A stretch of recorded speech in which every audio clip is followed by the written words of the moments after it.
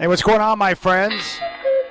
It's now 3 o'clock. Trailblazers back in action tonight. They'll host the 4-0 Oklahoma City Thunder. Tip-off schedule for 7. Rip City Drive live from Moda Center. Chris Burkhardt will have Blazers game day at 5. It's all presented by Coors Light. Thunder favored by 11.5. Tomorrow night, the Blazers will meet the Suns in Phoenix. Tip-off at 7. Big day in college football tomorrow. 13 games that carry playoff implications. The Oregon Ducks will play at Michigan. Kickoff at 12:30 on CBS and Paramount Plus. Ducks favored by 14.5 at 9 on Fox. Number 4, Ohio State plays at number 3, Penn State. Buckeyes favored by 3.5. Both Oregon State and Washington State are off. Tonight on FS1 at 5, number 15, Boise State will host San Diego State. The Broncos a 24.5-point favorite. From baseball, the Mariners have declined the $12 million option on Jorge Polanco, allowing him to become a free agent. Rip City Drive with Dwight and Chad live from Moda is next.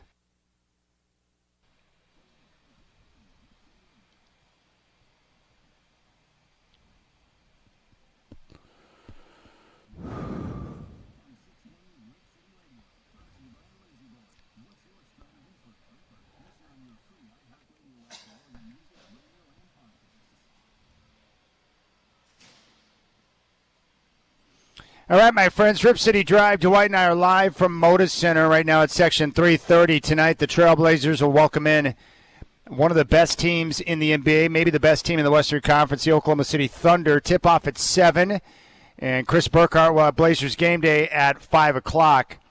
A lot of things to talk about today, Godfather, but first off, and we'll get to the Jets and what we saw with Aaron Rodgers last night, another dumb play by a dumb receiver.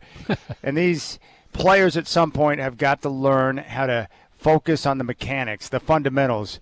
But I ran into your brother last night down at Spirit Mountain, the godbrother, Bruce Janes, and I looked up and he's like, hey, what's going on, CIP? And he was kind of hobbling around, right? Yeah. And I'm like, what's going on, Bruce? And he's like, well, I was subbing today, and I was playing some basketball, and I hurt my hip, and then I went home to work in the yard, and I tripped over a hose, and I landed on the hip again.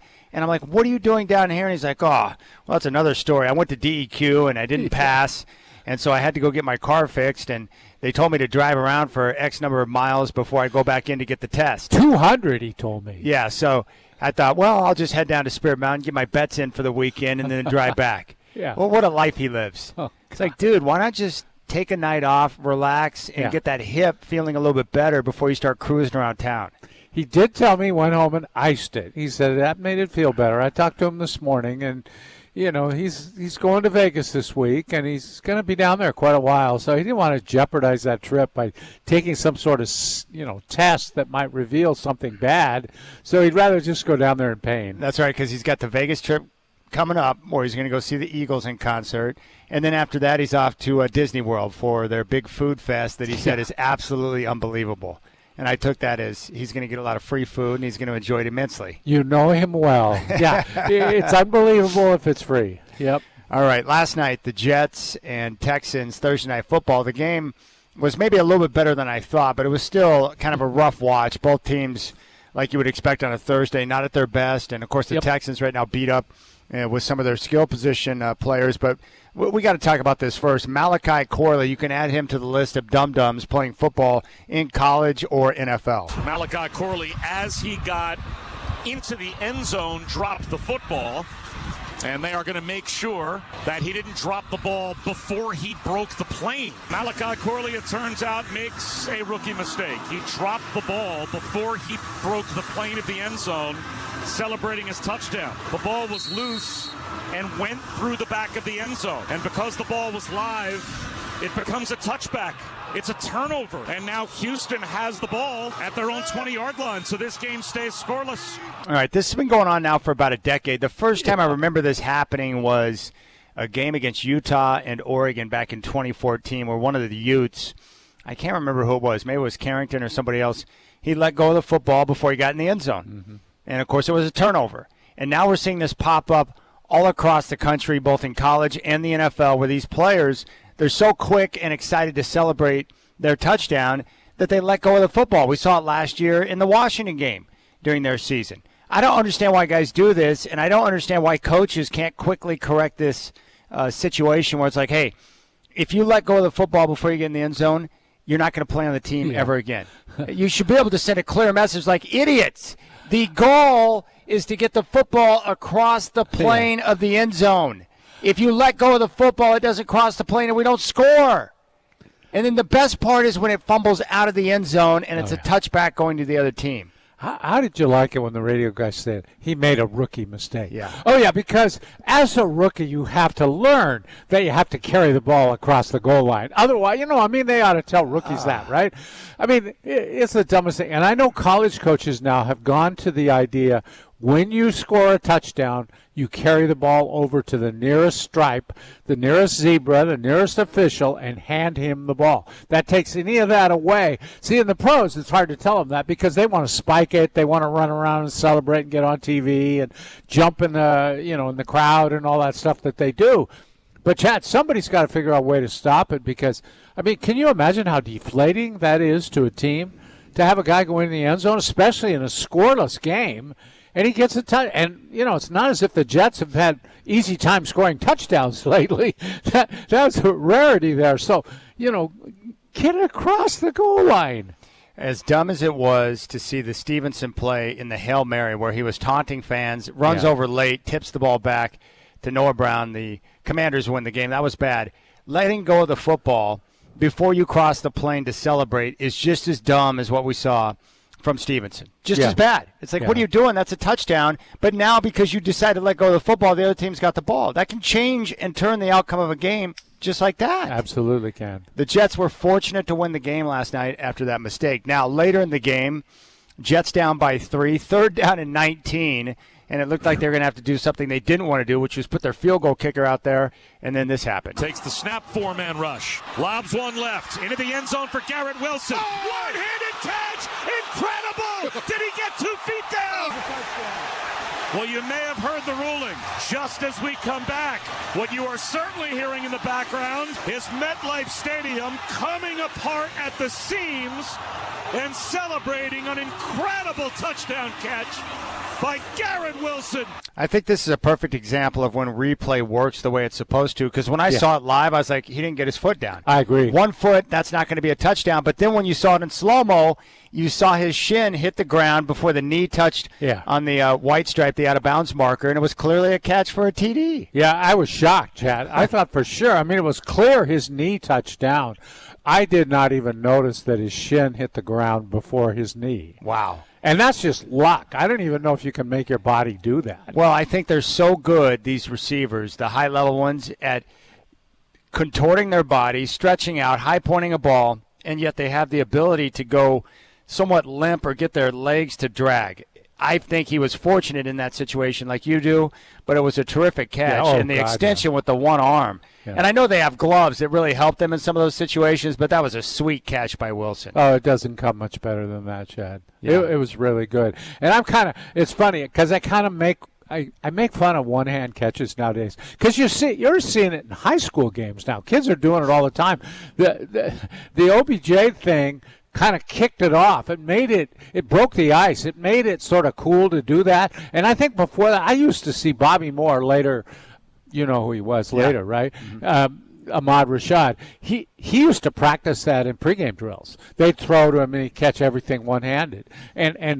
But he never dared do it in a game. Nobody ever did until that one catch, and now everybody's doing it. I've seen highlights of him. He's before my time when he played for the Vikings and made some great catches. How was he in college? Oh, God. Amazing. Well, and he was a running back in college. He was a running back. He was a really good runner, very fast and shifty. And they did the right thing, though, because he wasn't stout like you want in smaller NFL. Guy, slender. Yeah, so they make him a receiver, and he had a great career as a receiver. All right, finally, last night, look, I think the Jets are still dead because I think they dug themselves too big of a hole, but I think we started to see glimpses last night of what Aaron Rodgers was thinking when they went on and got Devontae Adams. To his left, Breece Hall takes the snap. Here comes the blitz. Lobs one down the right side. Devontae Adams. He's got it at the 10, 5, and it's a Jet touchdown.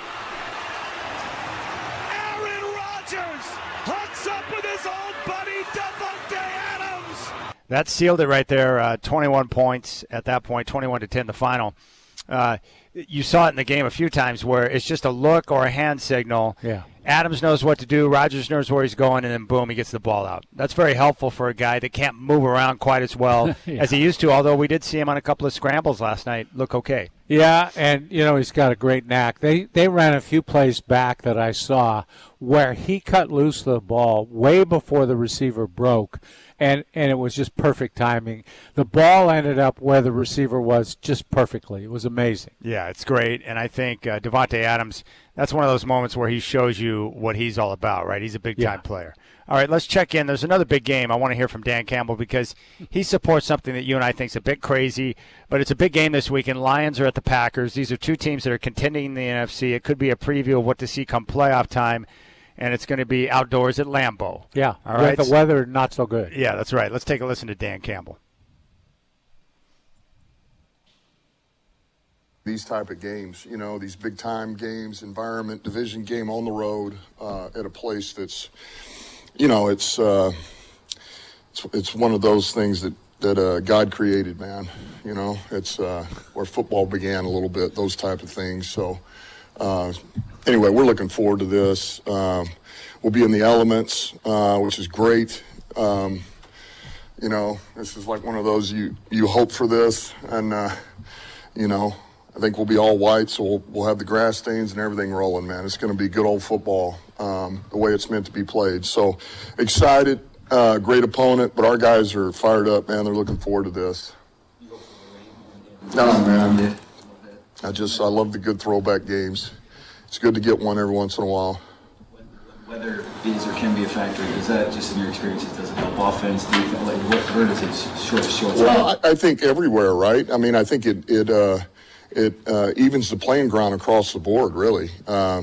It can neutralize rushers. It can neutralize speed, change of direction. But at the end of the day, here's what you do know. Whoever can get their feet in the ground and don't slip, those are going to be your best players on Sunday in the element. So, and we have some of those guys, a lot of them. So we're looking forward to it. Look, they play on that grass. They understand what it is. And it won't be new to them either. And they've got plenty of good players. So I just think it's great, man. It's a throwback to football, and it's good, man. All right, there you go. Not surprising that Dan Campbell, of all guys, wants to play in the elements, wants to play on grass, wants to be out there where people are in the middle of a mess or a quagmire. I get that because Dan Campbell is that type of guy. You and I, on the other hand, think it's absolutely ridiculous that all of these cities that are cold weather, and you get into this time of year and you're out there in the snow, the rain, the cold, the grass field is a freaking mess, and it lowers the quality of play on the field. One of these morons is going to realize, you know what? It's probably a better idea for the experience and for our team to be inside of a dome. Yes. What's wrong with that? Yeah. Why are people so stuck to having to play football like somehow elements and snow and freezing your ass off are part of the game? I don't get that. I never have, Chad. It's like the people in Buffalo, they're building a stadium there. They're going to. They don't want a dome. They want to be outside in that miserable weather in Buffalo. You guys are nuts. You don't have to be uncomfortable at a football game. No, you don't have to freeze your booty. No, of course not. And I used to grip when I was younger because Elway, as great as he was, for some reason had no idea how to handle a wet football. So anytime it was raining, I was like, oh, great, here we go again. Yeah. They're not going to be able to throw the ball. Guys are going to be dropping it. Elway will fumble, and then, great, we're going to lose. All because of elements that could be prevented by having a roof over your head. Yeah, they better not ever play another Super Bowl where elements can play a part in it, too. I hate that. That one in New York are so lucky they got out of that without the weather determining who won the game. All right, Rip City Drive with Dwight and Chad. We appreciate your time. Wild story that I've got for you coming up at 4 o'clock. When we come back, I want to talk a little NBA. Donovan Clingan, is he a legitimate Rookie of the Year candidate? And if not, what needs to change to make that happen? What's it going to take for Oklahoma or for Portland to get over on Oklahoma City tonight? And Wemby with a nice little bounce back, doing what stars do. And we got some issues in Milwaukee with the Bucks as well. All right, Rip City Drive with Dwight and Chad. You want to reach out to Dwight at Dwight James. You'll find me there at Chad and Rip City. We're live from Moda Center getting ready for the tip-off tonight with OKC and Portland on your home of the Blazers, 620 Rip City Radio.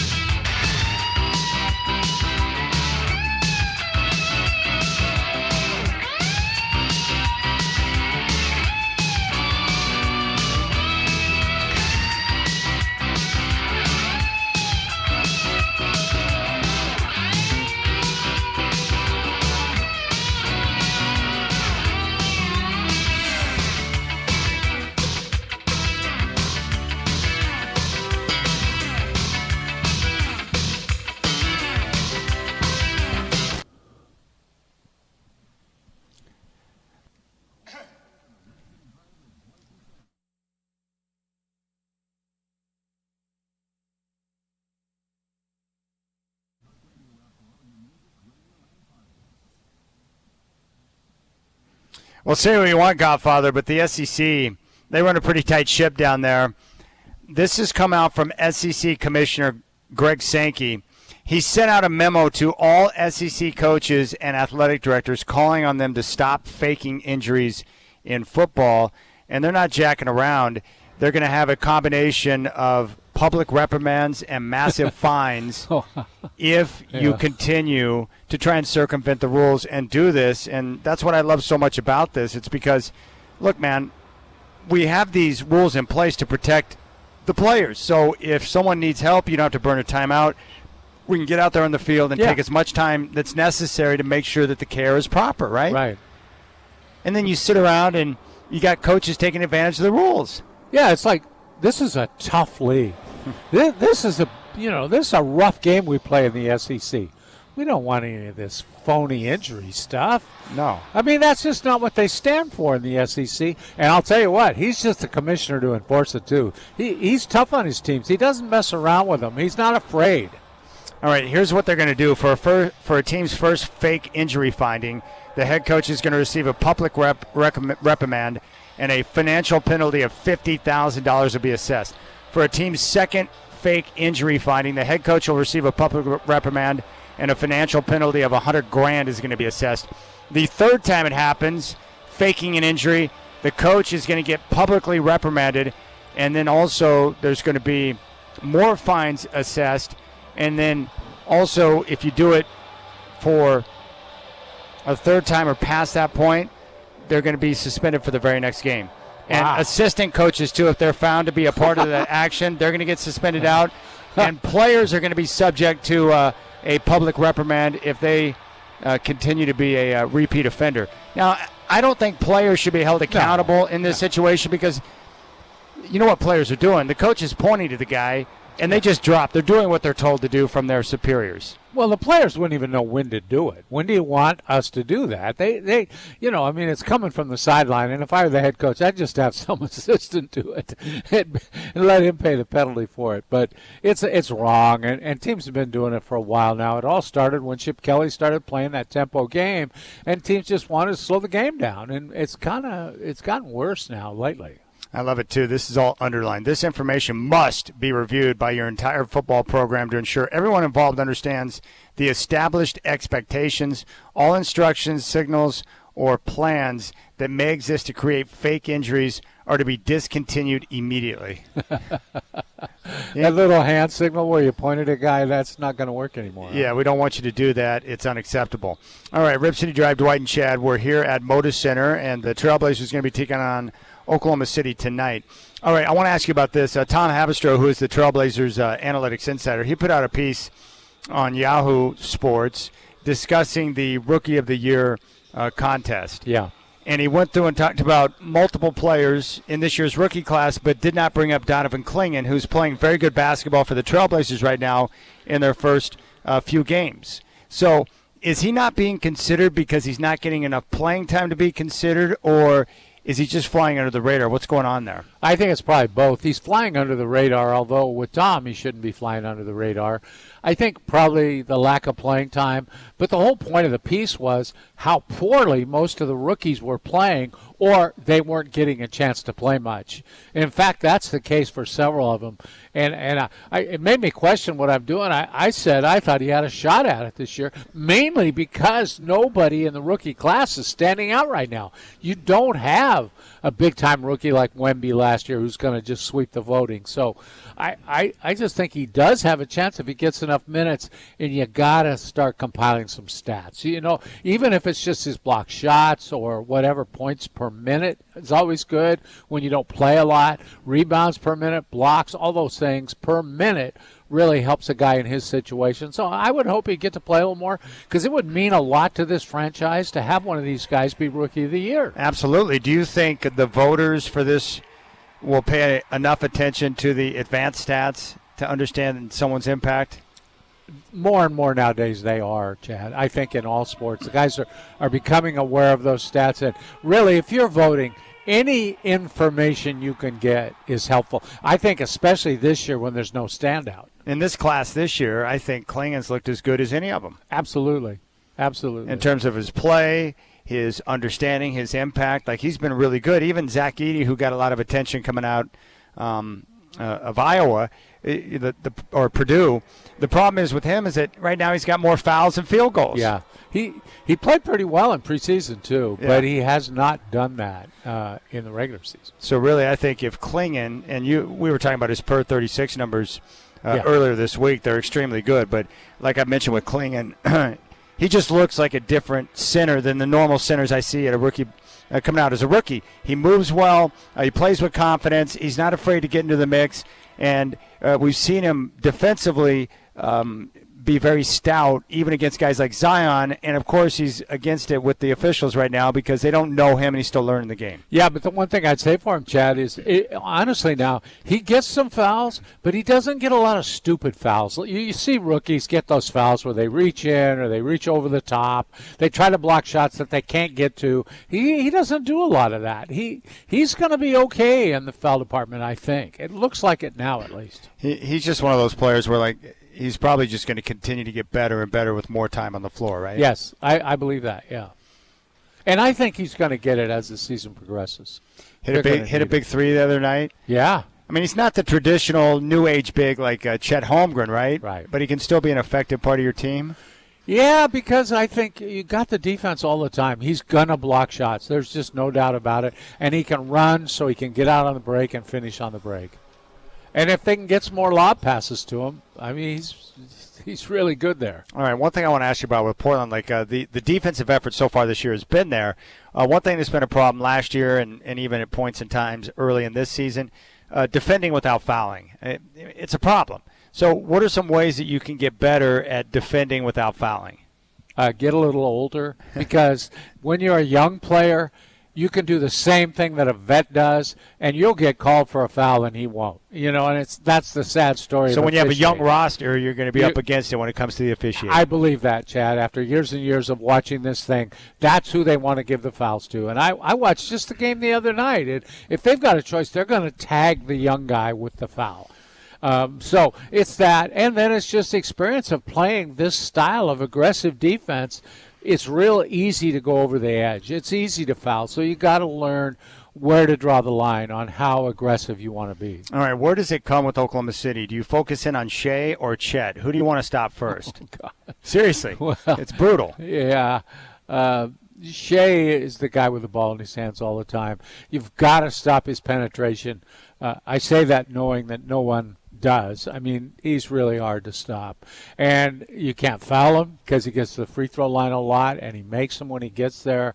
He's just a really good all-around player. He defends great, and he makes things happen for them. And if you can, I think you have to shell around the lane. You've got to build a shell there and try to keep him out of the lane, make him shoot from the outside a little more than he wants to. And as far as the big guy, I would not be afraid to let's bring Klingon off the bench, maybe a few more minutes to defend him just to see what happens. Can he stay with him? And Chet's smart, man. He can handle the ball. He can put it on the floor. He's got moves. He's really tough. And that would be a great assignment for Klingon, just to go in and see that and say, hey, this is a player I can sort of emulate to a degree. These are the kind of skills I may have. I just got to work on my game and get up to his level. And one thing I like so far this year, I like seeing all the young guys for Portland make the most of their opportunities. Yes. Tamani Kamara was effective in Wednesday's win.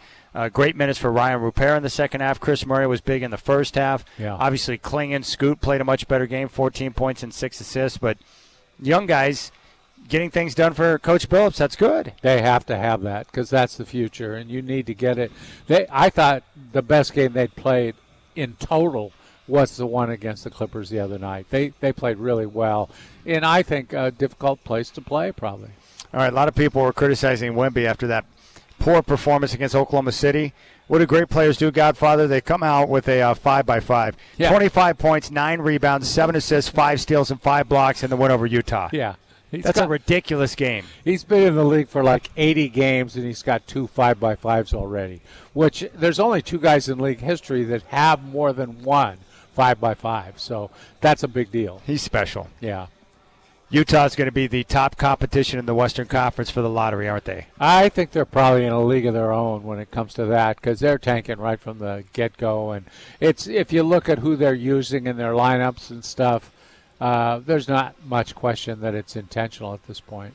All right, elsewhere, the Bucks have lost 4 straight games, Godfather. It's pretty clear that their decision to hire Doc Rivers, he's not getting the job done with that group. Yeah, and it's a tough job because they're not defending well at all, and I don't know if they will. You know, you got Middleton, who's aging quickly and been hurt a lot, was once a good defender, and you just don't have a lot of other good defenders left on that team. That's true, but when you have Giannis, I mean, that's a pretty significant defensive piece that you would think you'd be able to get more production on that end of the floor. But I think what I'm seeing here, they're a prime example. You got Denver and Milwaukee. This is the new NBA that's been created with what you are calling basically a hard cap. Yeah. For the teams that are spending big money on a few players, you're going to rid yourself of the opportunity to have quality depth. Yeah. And so that's going to be the balancing act. How do we develop a roster where we can have some star power but yet have the depth necessary to be able to compete? And that's the problem with the Bucks. They're paying a few guys too much, just like Denver, and that's why both those teams are going to probably struggle down the stretch because they don't have the depth to be able to really help them where it matters most compared to a young team like Oklahoma City who's loaded up with 10 or 11 guys who can play. Yeah, and you know, it also shows one thing, Chad. It's like if you can get into the draft and get a player like Cooper Flagg, who's a generational player, a franchise player, and get him on that rookie contract. It's just like the NFL with a quarterback. If you can do that, at least temporarily, you can fill in around him at a reasonable price. No question. Because once they get to the second contract, good luck. Well, Oklahoma City's going to run into the same problem in the near future. With all the players they have, they're going to have to start paying them. You have to make decisions then. That's right. Now, the advantage for them is they've got $1 billion draft picks, so they can let some of those guys go and continue to bring in the youngsters, right? Yeah. But that's the big issue for these teams, and so I'm going to be paying attention to that over the next 5 years to see how teams continue to put their roster together with what's going on money-wise. No question about it. You have to make really wise decisions because, like I say, it's almost like a hard cap with a second apron now. Teams just don't want to go there. You can't convince your owner to go there. It's not a wise thing because it's not just the money. There's other penalties involved in terms of what you can do with your players, and it's really tough. And I think the next time the players sit down at the bargaining table with the owners, they're going to have to do something about that because it is going to keep salaries down. I'll tell you what, Doc Rivers has made the most out of his one championship, more so than just about any coach in history. Seriously. Yeah. Like, he had a great run there in Boston. They won a championship. And then after that, he really hasn't done much as a coach in terms of great success. And yet he continues to get jobs, continues to get paid. He hasn't done anything. It's unbelievable to me. Yeah. Yeah, and I don't see him doing anything in Milwaukee either because he's not really known as a defensive wizard. You know, some coaches come with that reputation. He's never had that, and that's what they need, really. They can score points, and they will score points. Dame's not going to get 4 points every night like he did last night. He's going to score. He'll be fine. You're going to get points out of your starters, but you got to guard. And you look at the tape of their game. I was looking at some of their games, Chad. It's horrible. It's really bad how poorly they're defending right now. That's surprising for a guy like Doc, whose teams are usually known for a certain level of defense. Yeah. I guess when he has good defenders, I guess it's tough. It's really tough to defend in that league now because offense has gotten so good. People are shooting from so far out. It's really hard to protect now. Well, at least it doesn't matter in the East this year because whether you're New York, Milwaukee, or whoever you want to pick, Boston's going to steamroll everyone. Yeah, they're by far the best team in the NBA. They're unbelievable. Mm-hmm. So deep, talented, star power. They've got a coach that wants to bring back fighting in the NBA. I mean, what else could you possibly want from one team? They've got everything. Yeah, that fighting thing has really sent shock waves through the league because people are trying to figure out what was he trying to say here. What is he standing for? This is not a guy you'd expect to say that. All right, I want to ask you about this story that you sent over to me because you're a newspaper guy, but the Oregonian newspaper is going to soon return to its traditional broadsheet format after a decade of print in the compact tabloid form. So what does that mean exactly? Like the old flip-out newspaper, or what's it's going to be the same size it used to be in the old days when you could open up the paper and see full, 8 or 9 columns wide, depending on how they format it. It's just a bigger paper. And I was shocked when I saw that, Chad, because nobody's doing that now. All I can think of is the price of newsprint, which was part of what drove the stampede to tabloid size. Maybe it's gone down. Maybe it's cheaper to buy newsprint now, or they've got some sort of scheme where they're going to get people to read it now in the print version and convert them all to online readers. Because I don't know how much luck they're having with their online subscriptions right now. It's been in effect now for a long time, and I'm not sure, judging from the ads I see, if it's working. I, for one, if I were in the city now and could get the latest edition of the paper delivered to me at home, I would get a subscription now if it was the old broadsheet format. That's a real newspaper. When they went to the tabloid, that was it for me. And I'm an old school newspaper guy. When they went to the tabloid, sorry, I'm not getting it anymore. Because for them, it was an excuse to do less. They didn't have the same amount of stories. The whole paper shrunk in terms of content. Oh, so that's what it is. You shrink the paper by going tabloid, so you have less surface area to cover. Yeah. And then you can pay less people because you're not going to have as many stories. Exactly. That's what it comes down to. Yeah, and they've already laid off so many people. I'm not sure. I think they'll fill it with a bunch of wire stories. They're still Associated Press subscription people, and so they have all those AP stories they can run. And then bigger pictures, you can always do that. But it's a big chore now to go from the tabloid to the broadsheet. And I always thought, Chad, if you're going to go to tabloid, make it like the New York tabloids. And you've seen them. You know what they're about. The big screaming headlines, the blood and guts, all the bad stories that you don't want to read are splashed right there on the front of a tabloid. All the juicy gossip, all that stuff. And they never did that either. They stayed fairly conservative, not politically, but newspaper-wise stayed pretty conservative with the stories they've covered. Yeah, if you're going to go tabloid, then go full-on tabloid. Yeah, do it. Yeah. Yeah. Headless body found in topless bar. That kind of headline, I would read that story. Of course, at least check it out. Yeah. All right. So, but the newspaper business is essentially dead, or is it not? I don't think it is. I think they're still making money because there's still ads in there, and they're getting people to pay a certain amount of money to see it online. I think if they were dead, they would just fold it up, and some newspapers have. There's still opportunity there, and I think people are trying to find it. I remember going down to the local village vendor, 25 cents for an Oregonian, 50 cents for the USA Today. Yeah. Yeah. I had to have the newspaper for my sports before the internet became everywhere. Remember the days when there was that rack on the corner? You just go down, put your quarter in, lift it up, pull the paper out. Yeah. Never see those anymore. No, those days are gone, too. All right, we'll keep things rolling. When we come back, Bill Belichick has jumped the shark. Has he? Well, almost literally when you consider that picture. It's a little bit bizarre. It's a little bit bizarre, Godfather. Yeah, you're going to tell me about the Little Mermaid now.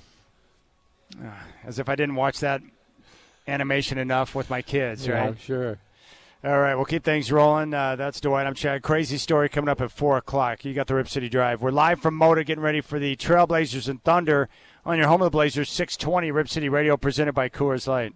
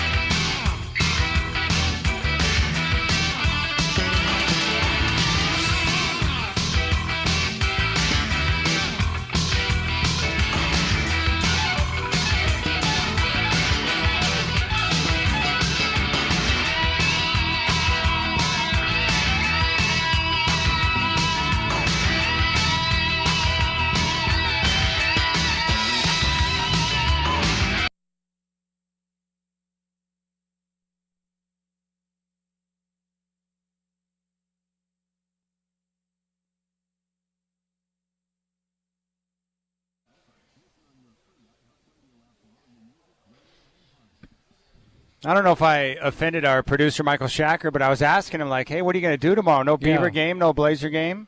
He didn't even answer, did he? No answer. He's just like, you're back. I was talking to myself. Didn't have my button on. Oh, he was talking to himself. All right. I don't know if some of you may have seen this report floating around, but we're starting to get some details out from the World Series where the Dodgers dropped the hammer on the Yankees. And this report here, Godfather, is pretty funny. But according to this report, what the Dodgers told their players in scouting meetings was the Yankees were talent over fundamentals.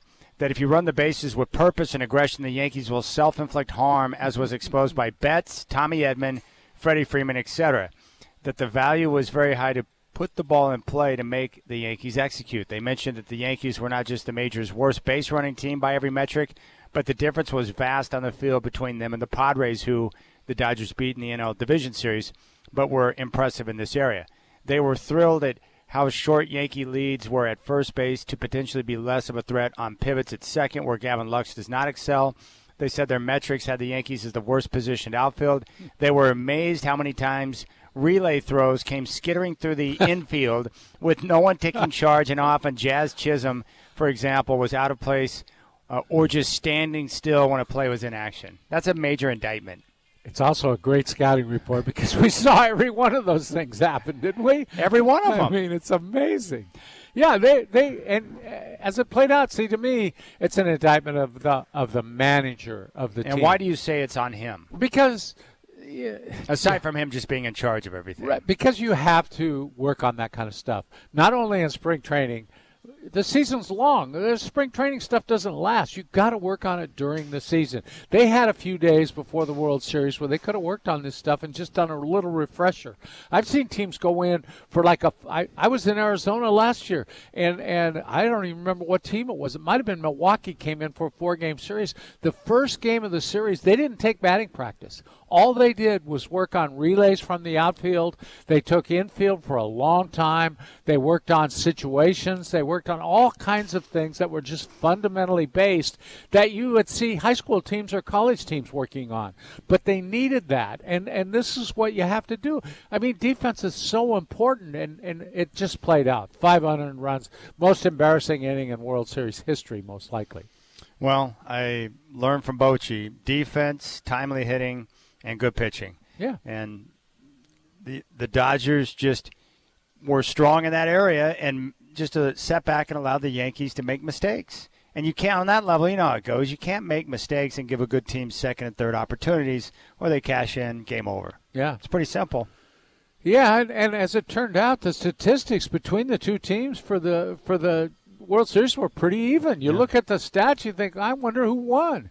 Well, it wasn't even close because of the defense, and that made a huge difference.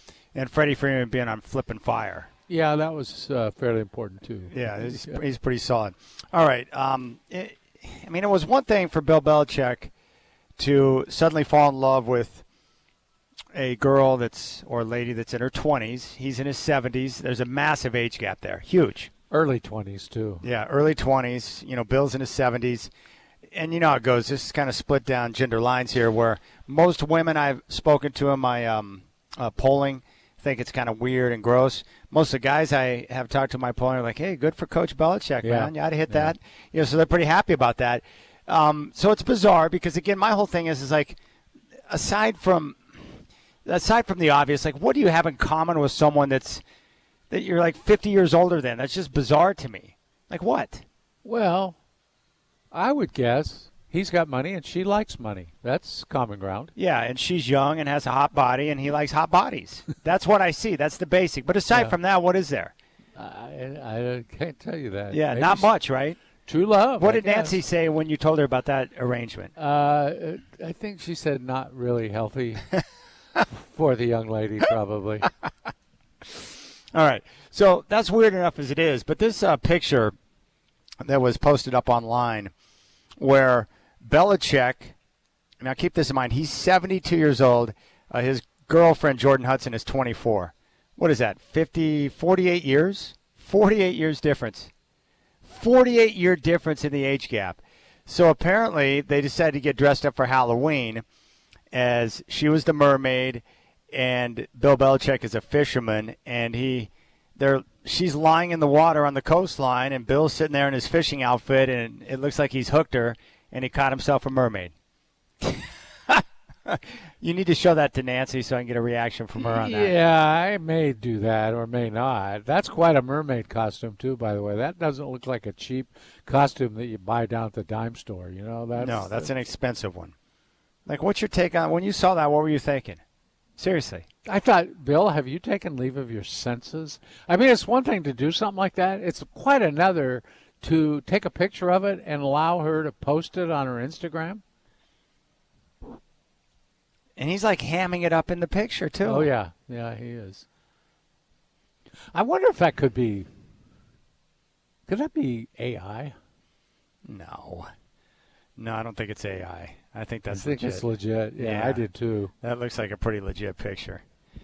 There's two of them, actually. She probably talks him into doing a lot of things that he had never considered doing before. Yeah, and he probably didn't put up a lot of argument either. No, it's not like he was like, forget that. We're on to Cincinnati. No, he did not say that. Let's talk about the five-man front. Let's talk about the cover, too. No, he probably just said, yeah, okay, whatever. 48 years, Godfather. Okay, how old am I? So, let's see, I'm 49. It looks like it's really cold there, too, and she's laying right there in the surf, in the water. What is that, 40? What is 49 and 42? Don't ask me math questions. That would be like me dating a 91-year-old or 92-year-old, 93-year-old. Well. No, I'm serious. Isn't that the difference? 72 and, 24, what is that? That's 48 years? No, it's more than that. That'd be like me dating someone who's 97. I should do that. I should go out and I should go on a date with a 97-year-old just to report back and see what that's like. Find one. Your options at 97 are probably few and far between, I would guess. Limited, yeah. I don't know what to tell you. It's like it might be easier for me to get a date with someone that's 97 because they may not all be there. One thing is for sure, you can't date somebody 48 years younger than you. Let's see here. That's true. I can't. No. That'd be impossible. Yeah. Okay, so what would it be like the other way? You're right, I can't. No. I can't. You're right, I can't. I can only go older. Yeah. And even that's a stretch. That's crazy to me. Yeah, it's weird. You just got to get a little older, Chad. Then you can get those 23-year-old girls to date you. I never thought in my lifetime I'd see Bill Belichick, the hoodie, on the coastline pretending to be a fisherman, hooked a mermaid who happens to be his girlfriend who's 24 years old. How about that hat he's wearing, too? Pretty nice, huh? He's looking pretty good. He's living the good life, man. Good for you, Coach. The old man in the sea. There you have it right there. I wonder how she's going to handle him getting back into coaching. And will she be there with him after games? Will she let him get back into coaching? We'll see how it shakes out. All right, we'll keep things rolling. We'll come back, and I've got a crazy story from last night. A scary story, actually. Real scary. And we'll share it next here on the Rip City Drive.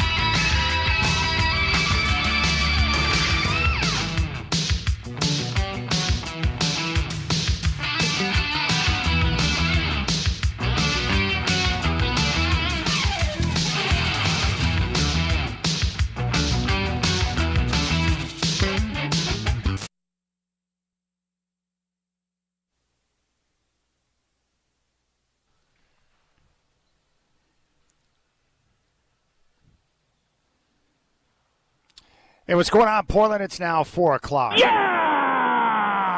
Trailblazers back in action tonight. They'll host 4-0 Oklahoma City. Tip-off scheduled for 7. The Rip City Drive is live now from Moda. Chris Burkhardt will be on site for Blazers Game Day at 5. It's all presented by Coors Light. Thunder favored by 11.5. Tomorrow night, the Blazers will meet the Suns in Phoenix. That tip's scheduled for 7. Big day in college football tomorrow. 13 games that carry playoff implications. The Ducks will play at Michigan. Kickoff at 12:30 on CBS and Paramount Plus. Oregon is favored by 14.5. At 9 a.m. on Fox, number 4 Ohio State will play at number 3 Penn State. The Buckeyes favored by 3.5. The winner of that game likely to meet Oregon in the Big Ten title game. Both Oregon State and Washington State have byes. Tonight at 5 on FS1, number 15 Boise State will host San Diego State. The Broncos favored by 24.5. The Mariners have declined the $12 million option on Jorge Polanco. He'll become a free agent.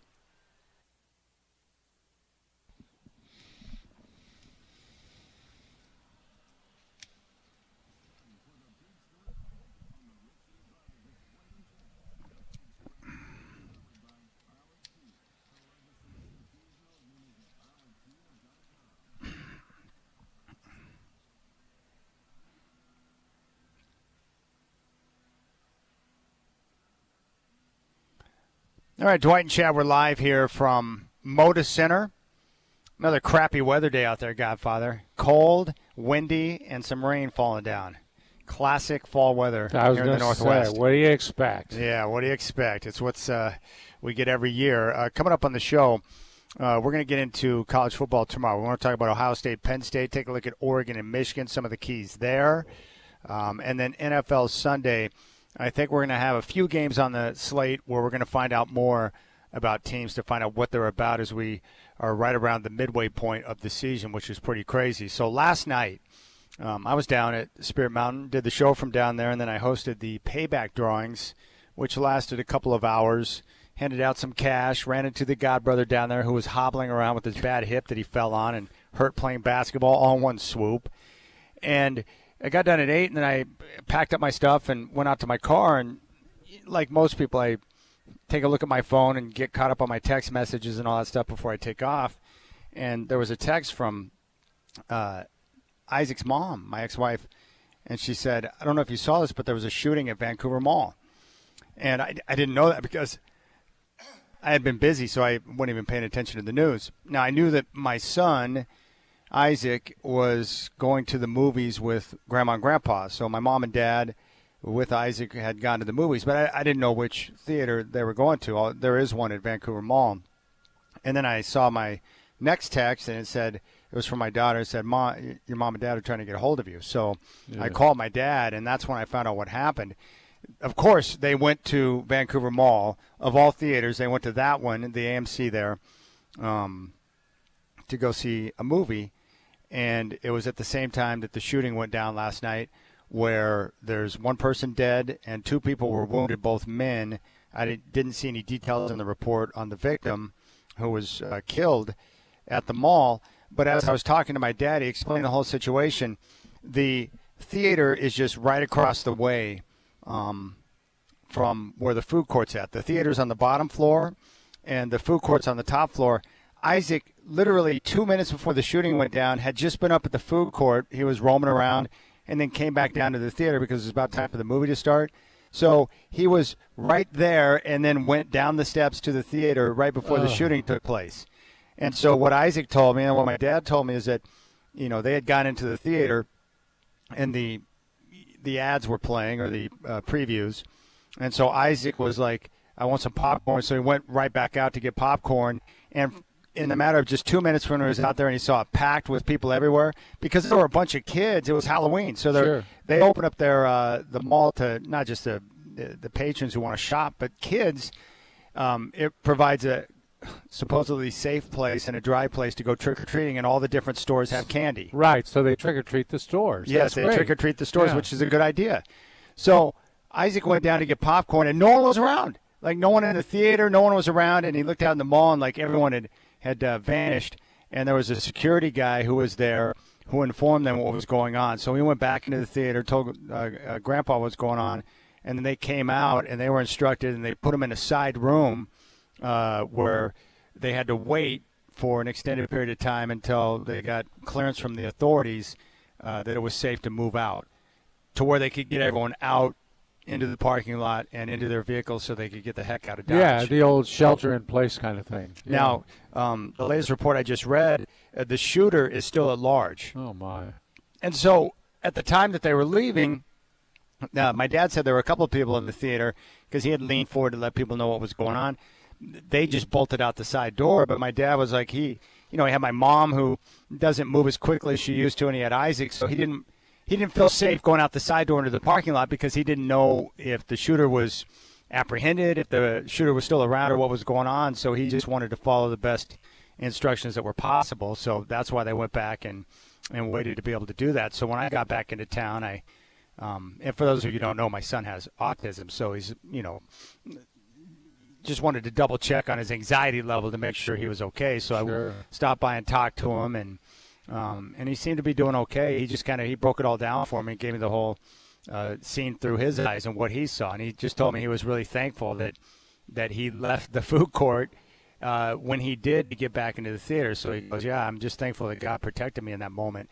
So I was able to get back down there. And so, but I after talking to him and stuff, he didn't seem too anxious or disturbed by it. I think had he been there, and seen that go down, I think that would have been a different story. And of course, the two other people that got wounded, they weren't intended victims based on the report I read. I think it was a targeted hit. Someone went after someone in particular, because if it would have been like one of those mass shootings, there would have been targets all over the place. Sure. With the kids and people. Obviously, a food court, especially in a mall, is typically super packed with bodies and stuff, which is absolutely wild. Oh, wow. But, let's say, like anyone else, we had that horrible shooting at, Clackamas Town Center. I grew up in Vancouver, so I've spent many hours in that mall from, decades ago up until now. You go to certain places, you don't ever think of something like that, or you're not even thinking about something like that possibly going down. It's terrible. It is. It's just terrible. It says here, and this is from Coin, it says surveillance footage shows a family escaping a recent shooting inside Vancouver Mall when a twisted escape room employee, that's a place where my daughter likes to go, gave them access to safety. In the middle of a family trick-or-treating event at the mall, someone in the food court opened fire, killing one person and sending two others to the hospital around 7:30. In a video shared with Coin News, 3 adults and several children can be seen running from the scene when an escape room employee, 16 years old, unlocked the door and let them inside. A man can be seen carrying a small child in his arms as the group made their way through the room with their candy bags from the event. According to authorities, the suspect was wearing a Halloween-type mask at the time of the shooting, and it is believed to have been a targeted attack. The two people who were hospitalized, both men ages 30 and 40, were released from the hospital after treatment. Authorities said they believe they were hit by accident due to their close proximity to the initial shooting. The Twisted Escape Room, the owner of that business said that they're going to donate all sales over the next 5 days to the victims of the shooting to help with that. But that's pretty high-level stuff there that, hey, come in, I can get you guys out safe, when something goes down like that. Pretty good thinking there from a teenager in that spot. 16-year-old, yeah. Gosh. So there you go. So yeah, my first thought was Isaac, and the trauma that it might cause for him. But he's very mature considering the situation, and I think he's probably going to handle it fine. Yeah, that's crazy. It's it's not the first time we've seen attacks like this on Halloween too. Yeah. But it sounds like it was a targeted event. But, yeah, it's like I don't even know how to respond in that type of situation. I'd like to think I'd be able to do the right thing. But if you're just standing there in the food court or you're trying to get something to drink, like Isaac, it would have been very Isaac-like to be trying to get a Dr. Pepper or a cup of coffee. And you're standing there and all of a sudden guns start, firing or bullets start, stray bullets start going. Like, well, it's not like you have much time to react in that situation either. Yeah. But the authorities also said that it's not like a CSI thing where there's cameras everywhere. Like, they have some cameras, but they're not everywhere in the food court. Oh. And, of course, if you're wearing masks or you're covered up by costume, that makes it even more difficult. Halloween is a great cover for any of that kind of foolishness because everybody's wearing a mask.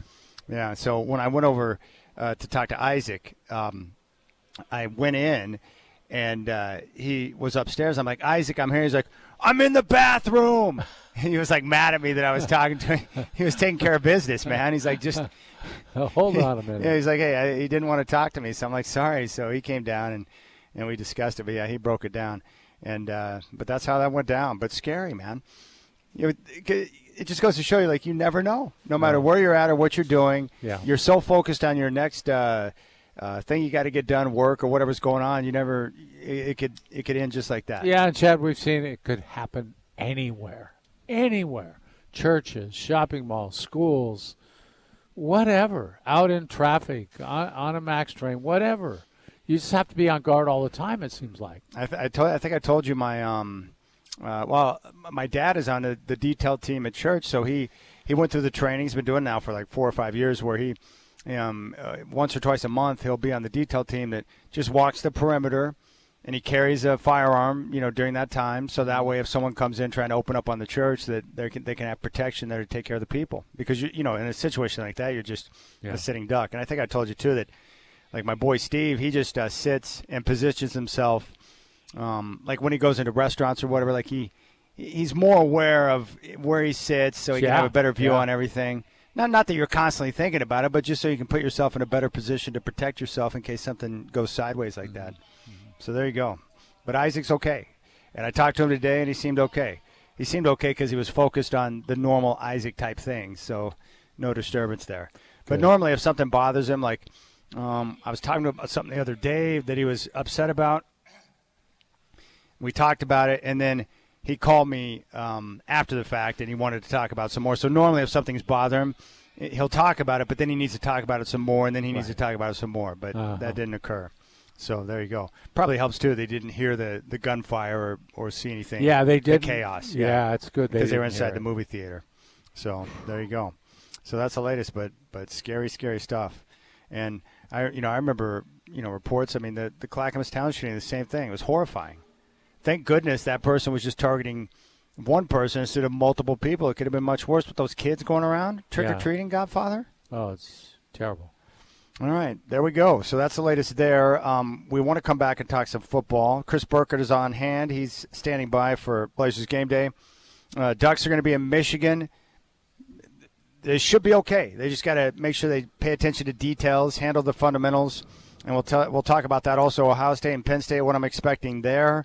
And then a few games in the NFL where we're going to find out more about certain teams, as we should start to get separation from the group, the cream of the crop you would expect. You got the Rip City Drive with Dwight and Chad. We're live from Moda Center, getting ready for the Trailblazers and Thunder coming up at 7 o'clock.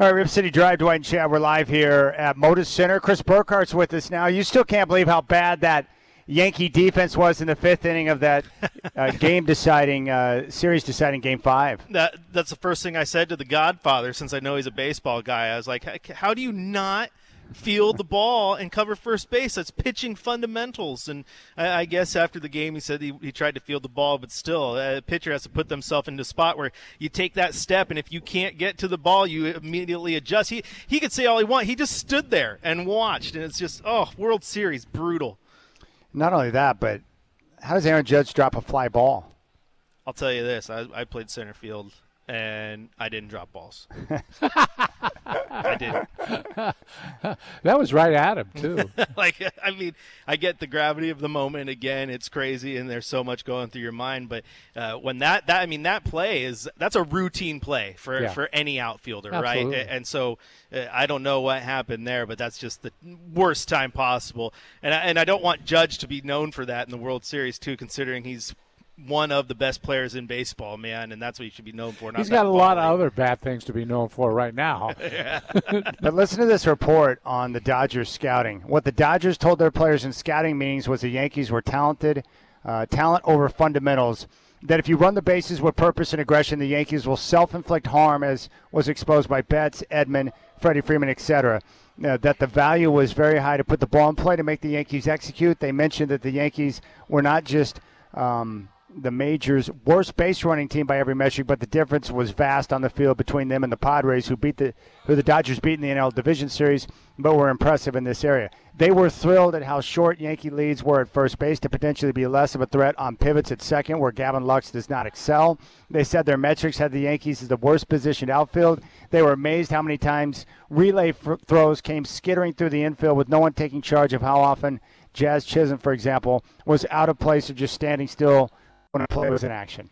Well, I guess it pays to have, more analytics guys on your payroll than any other team in baseball. Well, but we saw every one of those things play out, too. Absolutely. It's incredible. Absolutely. And a guy like Dave Roberts, too. I mean, if you want to talk about a guy who understands the fundamentals of base running, I mean, obviously I'm a Red Sox fan, so that series against the Yankees in 2004, it was won off of him knowing the situation, taking giant leads, risking it, but knowing when to jump, knowing when he could get those bases. Again, these are fundamental things, man, that the Yankees just kind of bobbled. All right, the Ducks are going to be at Michigan tomorrow, 12:30 kick on CBS and Paramount Plus. They're a 14.5-point favorite. For me, this game is very simple. Michigan's very good in their front seven. So if they just protect the football and don't make mistakes with tackles for loss, the negative plays, or the penalties to put them behind the chains, I just don't see how Michigan's going to be able to score enough with their inability to throw the football. Well, Michigan's offense is anemic. It's real bad. The quarterback play is terrible. They don't move the ball great. Defensively, they can still get up there and play, though. So the Ducks got to be crisp, and they can't make mistakes. And Dylan Gabriel has been better. Do me a favor. Don't text Justin Myers. I already heard our superstitions. Just leave it alone. Every time I text him, he throws a pick. I'm gonna ask Justin. I'm gonna text Justin and say, hey, put Chad on your block list on Saturday. We can't have this happening. But if you go and you make mistakes, if you make mistakes against Boise State, or you make mistakes against Purdue, even Illinois, they're not necessarily going to come back to cost you. You make a mistake against Michigan, mistake against them, they're going to find a way to make it hurt you, right? So you got to play clean, crisp football in the big house. Ohio State, Penn State. I got Penn State in this one. You like them? I like Penn State. They're rolling. Ohio State is really, really good, and Oregon got them, but then they go in last week. I mean, Nebraska really shouldn't have kept that a game as long as they did. It took that late pick against Raiola to get it done, but Ohio State should have just boat raced Nebraska with a bye week coming off the game in Autzen. And again, I don't know what it is. It's a weird situation over there. Ryan Day has been incredible, right? He's been one of the best coaches in college football. Just a great run of consistency, yet it's the hot seat already because he's in Ohio State. So there's a lot of noise around that team right now. Penn State's been really, really good, but at the same time, I feel like they've been really, really quiet because Oregon and Ohio State have gotten all this Big Ten pub, and then teams like Michigan have got a lot of noise for as bad as they've been. And here comes Penn State, who's really, really good football team. I got them taking Ohio State down. I think the big issue for Ohio State is going to be on the tackle position. Their left tackle, they got Simmons got hurt against Oregon, and then the guy they brought in to replace him got hurt. So they have no answer at that situation. Like I was telling them last year, remember when Michigan went in there and ran it like 34 straight times and beat them? One of the main reasons why they did that was because the crowd noise at Penn State's known for being excessive, and the communication for the quarterback at the line of scrimmage can be difficult because the tackles can't hear what's being called, and you get those procedure penalties, and it can put you behind the chains. Well, Penn State's pass rush is one of the best in the nation, and that's going to be an issue for Ohio State throughout the game. Absolutely it is, and just go back to that game at Autzen Stadium. You talk about those procedure penalties. They had like 4 or 5 of them, right? The false starts, and if you're doing that at Autzen, you're probably going to get a few at Penn State because that place is pretty loud too. And so, yeah, you got to take care of those little things. And it's always been the penalty that annoys me the most in football in general. False start. You're one of the only 11 guys on the field that know the snap count. How do you false start? Well, if I was lining up over across from Birch, I might be a little bit nervous too. All right? Yeah, no kidding. Some of those guys are scary. But no, you know what's great about this weekend? What do you think about the college football playoff expansion? Because this weekend, I counted them up. We have a total of like, let's see here, 13 games with playoff implications, which is amazing. And then on top of that, there's still conservatively 20 teams that are still alive for a playoff berth. I think the expansion's great because now I am paying attention to games and teams. Like, okay, yeah, I get excited anytime an opponent plays the Ducks, right? So, yeah, oh, sweet, Boise State's coming in. They got Genty. He's great. Well, now I have a reason to watch Boise State. Like, all year long, like, I'm going to watch a Boise State game because if they keep winning, they're making noise. They're high chance they're going to be one of those 12 teams. So it's added intrigue for a lot of teams I would otherwise not really care about come this time of year. All right, big game. Some big games in the NFL. This Lions-Packers game at Lambeau is going to be awesome because I feel like these are two teams. Detroit looks like the best team in the NFC right now, and the Packers are one of those teams that I think are true contenders in the NFC. What do you think about those two squads? That should be a good one. And Dan Campbell's a big fan of playing in the elements too. Yeah, I think the Packers are the more dangerous of the two in the fact that you know Jordan Love, you know that they're a good team, but you just don't know who the Packers are yet. Like game planning for the Detroit Lions, you know what they're going to do to you. However, they're so darn good at it, you can't stop it. Campbell has that team rolling. I love what the Godfather was saying the other day about Jared Goff. Like, so many people think this guy was a throwaway for so long in L.A. for no reason because he played good when he was in L.A. too. And he goes to Detroit, and he just lights that city on fire, man. That team is around him. He has great weapons, and he's been playing incredible football. I mean, that's one of those rare trades where it's win-win because Stafford was great in L.A. too. But, man, Goff's wonderful. They got a great coach, great team, and that's a stadium I'd love to go to one day. That's funny because Goff is a guy that has a reputation of not being as good outdoors. They say he's a really good indoor quarterback. Yeah. But we'll see, and they hardly play outdoors. Detroit's got that great schedule where they play dome teams or they play outdoors in the sunshine in the south somewhere. So this can be an unusual game for them. Yeah, it can be an unusual game, absolutely. But I also hate this idea, like, oh yeah, this team is the outdoor team, despite the fact that they practice in their indoor practice facility for 5 days a week until they, because of the elements or whatever it is. And yeah, this team's known for playing in the outdoors, but look at all these guys on their roster from Southern California. I mean, I know it does play in, of course, but yeah, some of these quarterbacks, they're just a little better indoors. Those elements throw them off, and it does play a factor for sure when you're guaranteed half of your games are under a roof, right? Because your home games are in Detroit.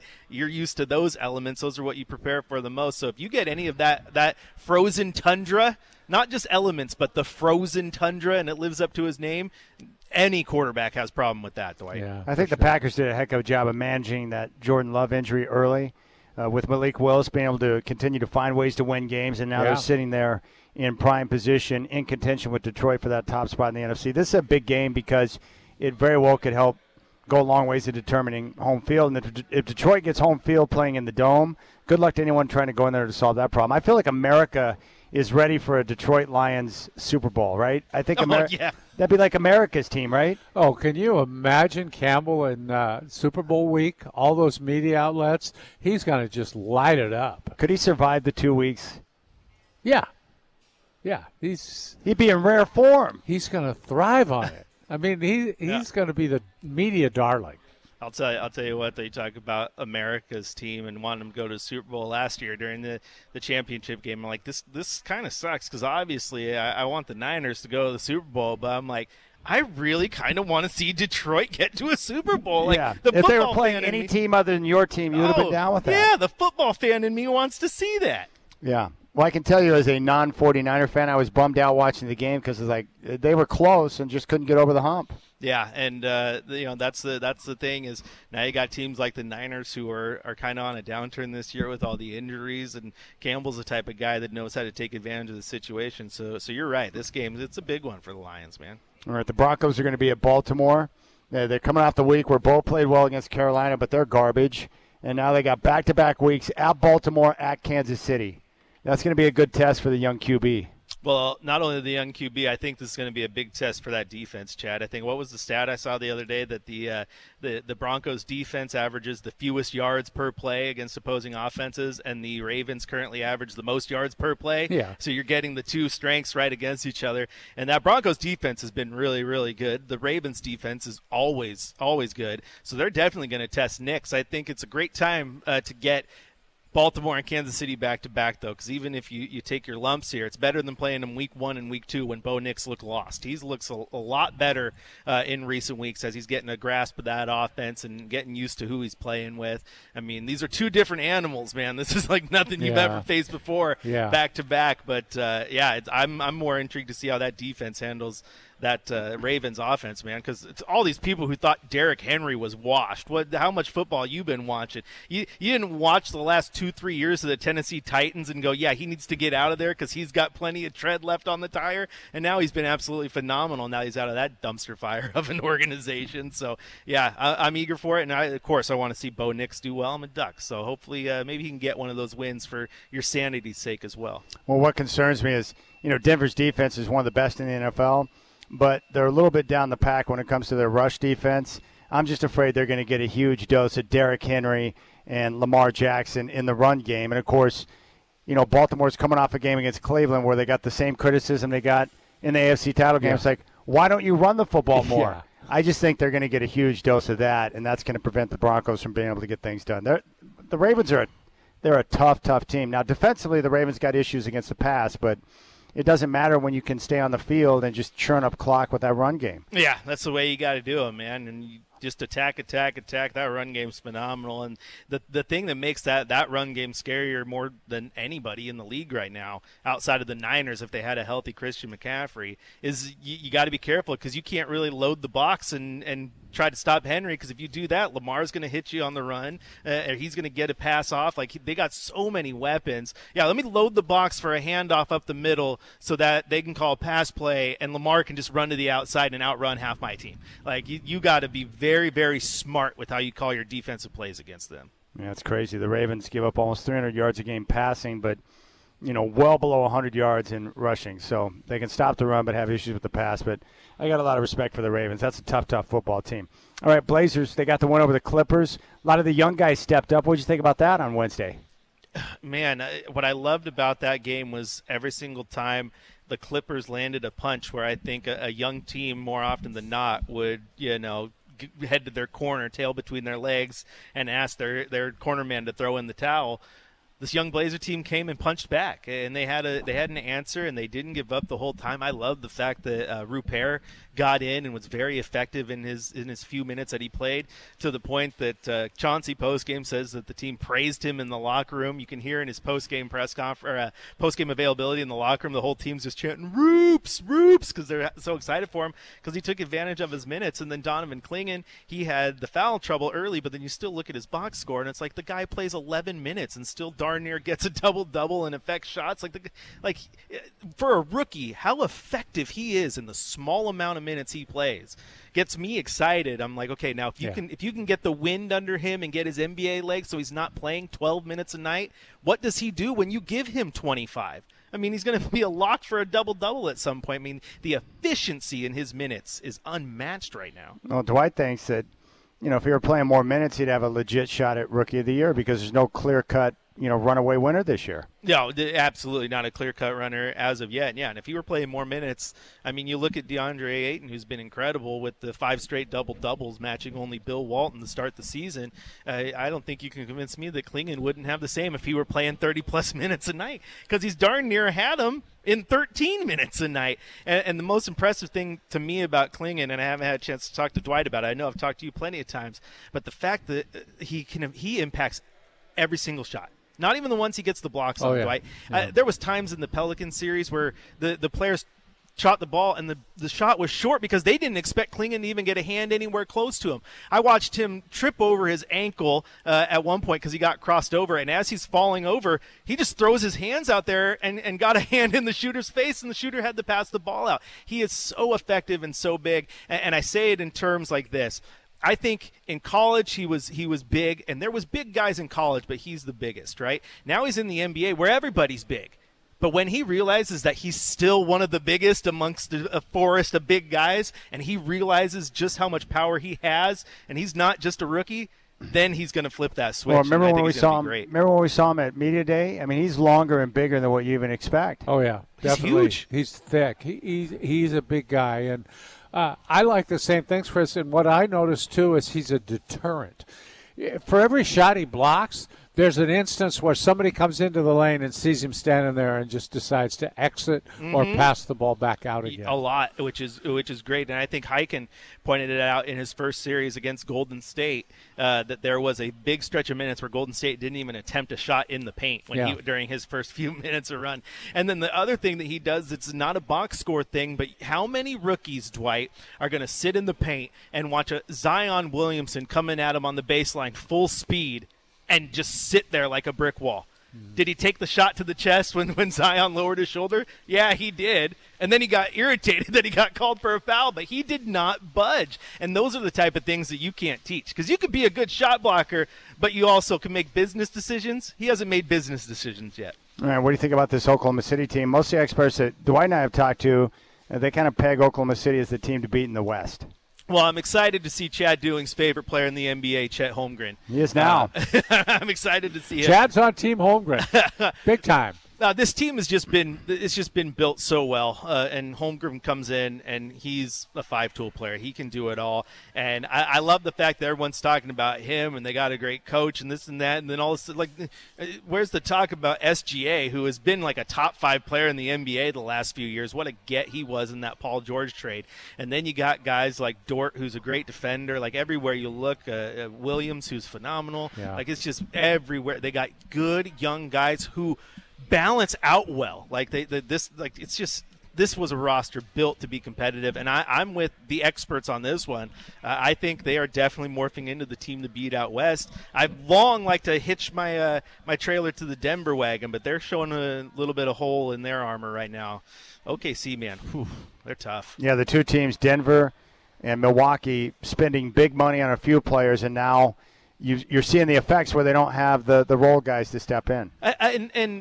Sean Heiken, I think he said it on his pregame morning hit with the morning show the other day about the Bucks and how he's not worried about the Bucks because they have no depth. And you look at that roster, and they got Dame, they got Giannis, they got Portis, they got an injured Chris Middleton who's played like 5 games in 2 years, and an old Brook Lopez. And then you look at the rest of their roster. Some of them you have to look up. You're like, who? What? And then it makes you're like, Dame wanted out for that? Like, yeah, he's got some real good top-end talent, but that roster depth's terrible. And so when you have to start going to your rotations and you got to put your bench guys in, or you suffer an injury to one of your key starters like Middleton, the wheels can fall off that bad boy real quick. I think firing Budenholzer was a huge mistake, and I think he was just what they needed because of his attention to detail on defense. They haven't been the same since he left. And they still don't have a good replacement for him because Doc's not going to do it. Well, it's the nonsensical always thinking that the grass is greener, right? Yeah. And firing a guy who has been phenomenal for your team, all this stuff. And then you go out there, and what do you do when you fire him? You go to the well of, let me go to one or two of the guys that my star guy really likes. And how'd that work out for you? Actually set you back because you had to go right back to the coach well again to hire Doc, who's probably not the guy either. So they messed that one up with you 100% on that. That popcorn's smelling pretty good right now. I was thinking that, and I bet those pretzels across the way are starting to get warm, too. I've said it on. Have you had one yet? I haven't had one yet, but it's not. The smell of those don't get you. It's the smell of this darn Hempler smoked sausages. Once those start smoking, really? oh boy, it gets me every time. The guy that works in a butcher shop. There you go. It's the sausage smell. It is. You should be immune to that by now. No, I'm telling you, if it's not tonight, next home game, I'm going to get one of those big pretzels. I can only hold back so long before I have to dive in. Man, you could put the aroma of popcorn right up there near the top of good smells, of things you want to smell. It is. It doesn't miss. Isn't that a good thing, Godfather? No, absolutely. That's half the thing right there, the aroma. What'd you think about that picture of Belichick hooking a mermaid on the beach, his 24-year-old girlfriend? The memes will just keep coming. It's the gift that keeps on giving. Belichick's amazing. Yeah. Like I told you, guys are down. Women are a little bit concerned. Yeah, they're not so sure about that one. All right, we'll keep things rolling. Rip City Drive, Dwight and Chad. Chris Burkhardt. Game day coming up at 5 o'clock.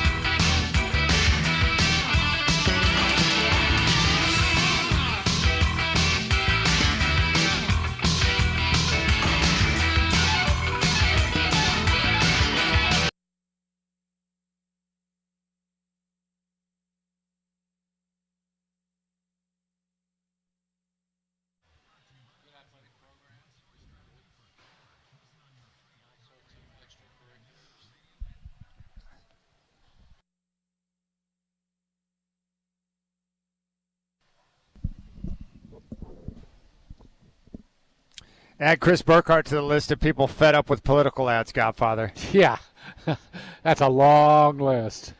It's unbelievable. The Mercury News, I subscribe to it so I can get access to John Wilner because he's so good with college football, but they got a whole piece out on political ads, and it sounds like what they're doing is that they will go in and they can pull your number from your voter registration or your file, and then they start firing off text to you nonstop. And I guess the research has shown that texts do help encourage people to get out and vote, which is weird because I have the exact opposite reaction to those type of texts. Yeah. It's like, hey, if you keep texting me, I'm not going to vote, and I'm just going to shut it down. Leave me alone. Well, it should be illegal because it costs you money for text. You know, I mean, in the long run, if you depending on what kind of phone plan you have. What are you talking about? It costs you money for text. Doesn't everyone have an unlimited plan these days? Everybody doesn't. No. What? No, some people don't want to pay. I demand you to come up with a list of people that have to watch the number of texts they get each month because they have to pay on it. Now, I do remember those days, Godfather, because in the early days when I first got my first phone plan, I'll never forget it. It was like 500 minutes, and I thought, oh, this is no problem. Yeah. Until that first month, I was like, oh, 500 minutes is not enough. Remember that? You had to buy plans with X number of minutes and make sure you don't go over? Yeah. Or you get hit with some fat bill, like 25 to 35 cents for each additional minute. I remember those days. And now it's like everybody accepts the fact that it's unlimited texts and phone calls.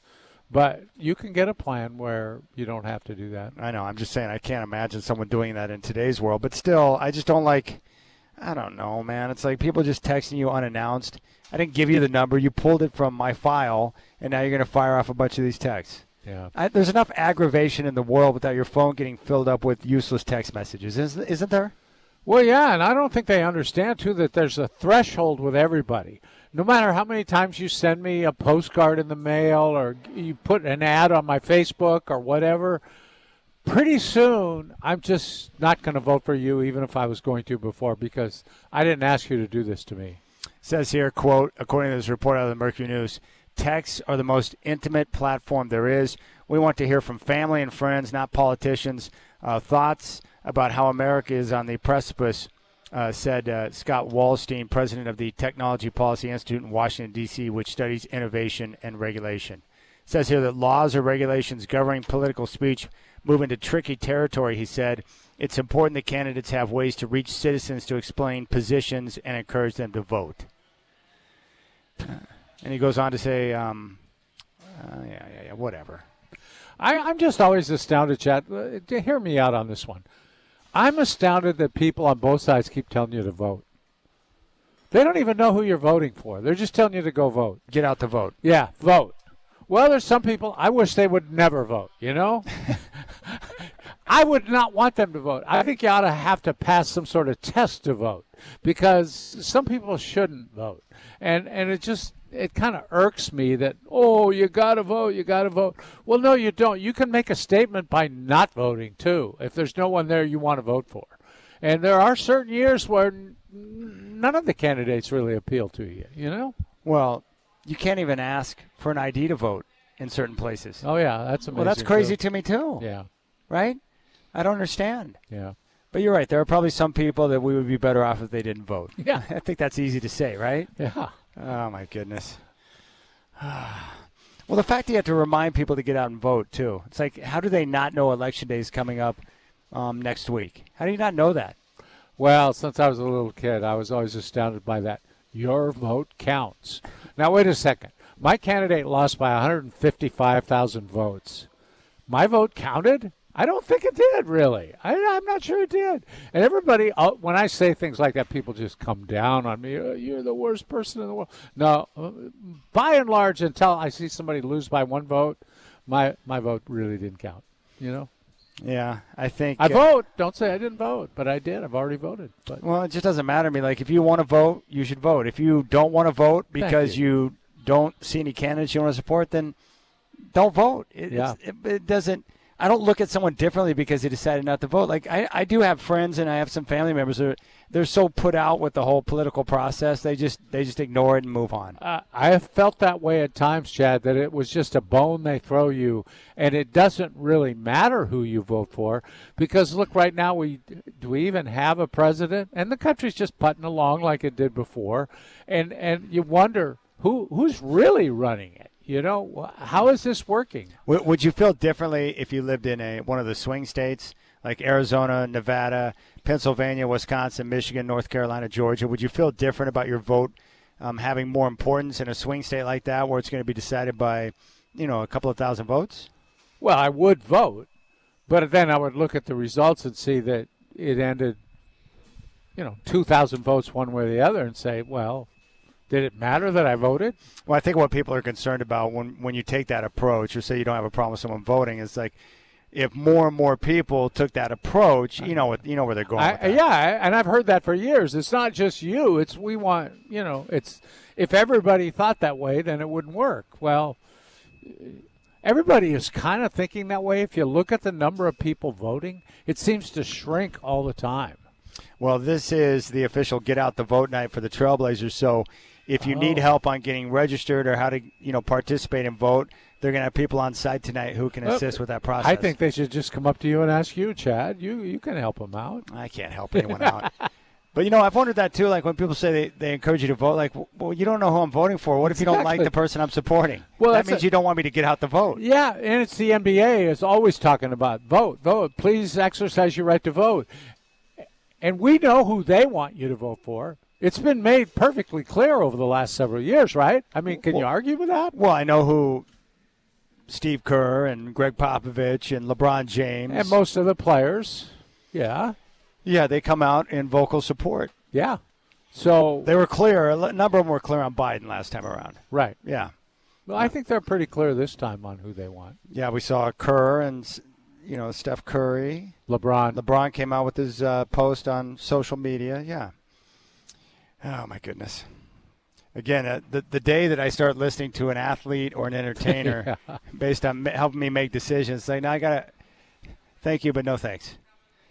See, I think if you asked then NFL players who they're voting for, you'd get a different answer. Or baseball players, too. Baseball players, too, yeah. Yeah, no question. All right, big thanks to the Godfather, Michael Shacker. Chris Burkhart's coming up next with Blazers Game Day.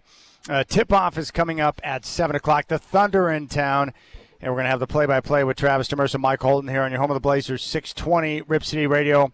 It's presented by Coors Light. Enjoy the game tonight and have a good weekend, my friends.